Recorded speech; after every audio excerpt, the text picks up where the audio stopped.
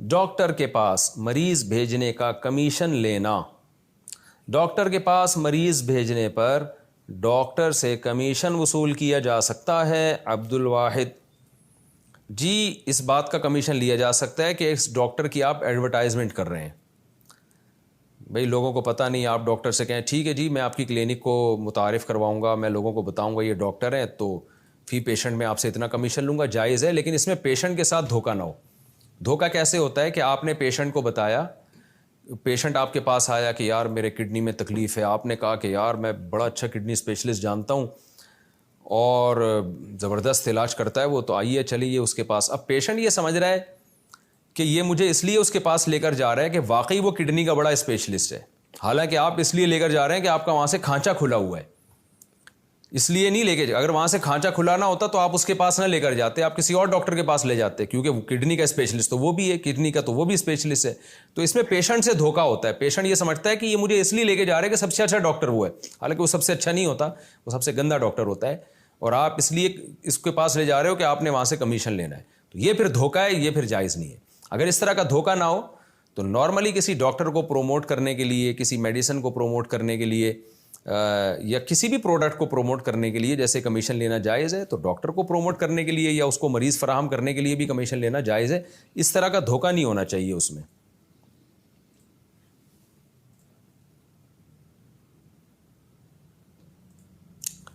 مسجد کی تعلیم میں نہ بیٹھنے والے کو برا بھلا کہنا. مسجد میں علماء کرام کے بیانات یا تبلیغی جماعت کی تعلیم کے حلقے کی کیا اہمیت ہے؟ اس میں نہ بیٹھنے والے پر ناراضی یا ملامت کرنا کیسا ہے؟ نور محمد مکہ مکرمہ سے. دیکھیں اس میں ناراضی کا اظہار اگر کوئی محبت میں کر رہا ہے تو جائز ہے, شرعی لحاظ سے تو جائز نہیں ہے, کیونکہ جو چیز شرعاً واجب نہیں ہے یقینی طور پر, تو اس پر آپ کیسے ملامت کر سکتے ہیں؟ شریعت میں لازم یہ ہے کہ آپ گناہوں سے بچیں, فرائض واجبات کو پورا کریں, اور شریعت کا موٹا موٹا علم جو آپ کی جس کی پریکٹیکل لائف سے تعلق ہو, جس کا وہ علم آپ حاصل کریں. تو اگر کوئی کسی مدرسے میں حاصل کر لیتا ہے, کسی یونیورسٹی میں حاصل کر لیتا ہے, کتابیں پڑھ کے حاصل کر لیتا ہے, یا کہیں اور کسی عالم سے حاصل کر لیتا ہے, اور وہ تبلیغی حلقے میں یا عالم کے درس میں نہیں بیٹھتا, تو اس کو یقینی طور پہ یہ نہیں کہا جائے گا کہ یہ گناہ گار ہے, اس لیے کہ جو مقصد تھا وہ تو دوسرے طریقوں سے بھی حاصل کر رہا ہے وہ. لیکن اگر کوئی اس لیے آپ کو برا بھلا کہہ رہا ہے, وہ آپ سے محبت کرتا ہے, جیسے ماں باپ بچے کو اسکول جانے پر ڈانٹتے ہیں, تو حالانکہ اب اسکول جانا کوئی فرض واجب تھوڑی ہے, لیکن ظاہر ہے ان کو محبت ہوتی ہے, ان کو پتہ ہے بھائی اس کا فیوچر تباہ ہو رہا ہے, تو اس لیے وہ ناراض ہوتے ہیں. تو اس کا شریعت سے تعلق نہیں ہے, اس کا تعلق ہے محبت سے. تو جس کو محبت ہوتی ہے وہ ناراض بھی ہوتا ہے, ملامت بھی کرتا ہے, تاکہ آپ پڑھ لو, آپ انسان بن جاؤ, آپ اچھے آدمی بن جاؤ. تو بعض دفعہ دوست احباب ناراض ہو رہے ہوتے ہیں, آپ کے بڑے ناراض ہو رہے ہوتے ہیں, بھائی علماء کے درس میں کیوں نہیں بیٹھتے, تبلیغ کے حلقے میں کیوں نہیں بیٹھتے؟ اس لیے کہ ان کو آپ کی فکر ہوتی ہے کہ نہیں بیٹھے گا تو بگڑ جائے گا, خراب ہو جائے گا. تو اس ناراضی کو یوں نہیں کہا جائے گا کہ گویا شریعت نے جب واجب نہیں کہا تو کیوں ناراض ہو رہا ہے, تو یہ نہیں, بلکہ کہا جائے گا محبت کی وجہ سے ناراض ہو رہا ہے نا. کہ جیسے آپ صبح ناشتہ نہیں کرتے, مائیں ناراض ہوتی ہیں. اب کوئی اماں سے کہے اماں کیوں ناراض ہو رہی ہو, میں پراٹھا نہیں کھا رہا, تو کیوں ناراض ہو رہی ہو, کیا اسلام میں پراٹھا کھانا واجب ہے؟ بخاری کی کوئی حدیث دکھاؤ جس میں لکھا ہو پراٹھا نہیں کھاتا وہ بچہ نالائق ہے. تو یہی کہا جائے گا بھائی ماں کو تمہارے فیوچر کی فکر ہے, پراٹھا جائز ہے ناجائز ہے, حلال ہے حرام ہے, یہ بحث کو چھوڑو. اماں چاہ رہی ہے بچہ کچھ ناشتہ کر کے جائے, پیٹ بھرا ہوا ہو, بھوکا رہے گا دوپہر تک, ادھموا ہو جائے گا, تو اماں کو فکر ہوتی ہے. تو ایسے ہی بعض دوست احباب ایسے ہیں, بعض علماء ایسے ہیں, بعض بڑے ایسے ہوتے ہیں, ان کو فکر ہوتی ہے آپ کی کہ یہ حلقوں میں نہیں بیٹھے گا تو بگڑ جائے گا, تو وہ اس بیس پہ ناراض ہو رہے ہیں. تو یہ جائز نہیں, بلکہ یہ ناراضی تو مستحب ہے. لیکن کوئی شریعت کا حکم سمجھ کے ناراض ہونا شروع ہو جائے, مثال کے طور پر آپ کی اماں ناراض اس لیے ہو رہی ہے کہ آپ پراٹھا نہیں کھاتے, اور پراٹھا کھانا وہ سمجھتی ہے اسلام میں لازم ہے, اور آپ گنہگار ہو رہے ہو. جیسے فجر کی نماز نہیں پڑھی تھی, اس کو غصہ آیا کہ نماز چھوڑنے پہ گناہ ملے گا, تو پراٹھا چھوڑنے پر بھی گناہ ملے گا. یہ ناراضی پھر ناجائز ناراضی ہو جائے گی. پھر اماں سے کہا جائے گا اماں پراٹھے کو پراٹھا ہی رکھو, ٹھیک ہے. مفتی صاحب اپنے بیانات میں 2-3 پراٹھوں کا ذکر کرتے ہیں, مگر کوئی سنت نہیں بن گیا اس سے.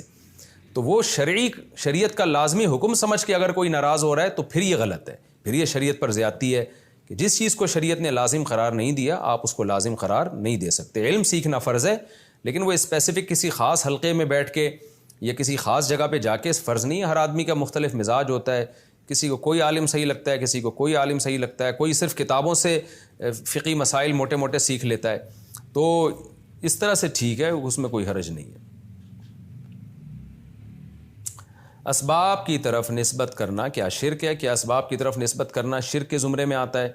مثلا مجھے اللہ تعالیٰ نے سمندر میں ڈوبنے سے بچایا تھا، تو میرا بطور ذریعہ کہ یہ کہنا کہ فلاں چیز کی وجہ سے بچ گیا تھا، یا فلاں ڈاکٹر اور فلاں دوا نے مجھے مرنے سے بچا لیا، تو کیا یہ شرک ہوگا؟ نور محمد مکہ مکرمہ سے، نہیں جی، یہ شرک نہیں ہوگا۔ اللہ تعالیٰ جب کسی کو بچاتے ہیں تو کسی ذریعے سے ہی بچاتے ہیں۔ آپ یوں کہیں کہ فلاں چیز نے مجھے بچا لیا ہے، لیکن اللہ کا فضل ہوا تھا۔ تو بعض دفعہ ڈاکٹر ہوتے ہیں، دوائیں بھی ہوتی ہیں، بندہ نہیں بچتا، تو وہ نسبت مجازن کی جاتی ہے، حقیقی نسبت تو اللہ ہی کی طرف ہوتی ہے۔ تو بعض لوگ بڑے وہمی ہو جاتے ہیں توحید کے معاملے میں۔ قرآن میں بھی ثابت ہے، اللہ تعالیٰ نے بہت سی چیزوں کی طرف نسبت کی ہے، یعنی کسی چیز کی نسبت اللہ نے چیزوں کی طرف کی ہے۔ تو خود قرآن اللہ جب اسباب کی طرف نسبت کر دیتا ہے تو اس کو تھوڑی ہم شرک کہہ سکتے ہیں۔ اس کا مطلب کیا خدا نخواستہ اللہ بھی شرک کر رہا ہے؟ معاذ اللہ۔ تو قرآن اور حدیث میں یہ بات ثابت ہے۔ جیسے حدیث میں آتا ہے کلونجی میں بیماریوں سے شفا ہے، تو مطلب کیا مطلب کلونجی کھانے سے شفا ملے گی؟ اب کوئی نہیں، کلونجی سے نہیں، شفا تو اللہ کے حکم سے ملے گی۔ تو بھئی کلونجی کھانے سے جو شفا ملے گی وہ بھی اللہ کے حکم سے ہی ملے گی، اللہ نہیں چاہے گا تو تھوڑی ملے گی۔ تو یہ چیزوں کی طرف نسبت کرنا یہ شرک نہیں ہے۔ کیا آنکھ پھڑ پھڑانا بری علامت ہے؟ اگر کسی کی ایک آنکھ بار بار پھڑ پھڑائے تو کہتے ہیں کہ یہ کسی بری چیز کے آنے کی علامت ہوتی ہے۔ کیا یہ بات درست ہے؟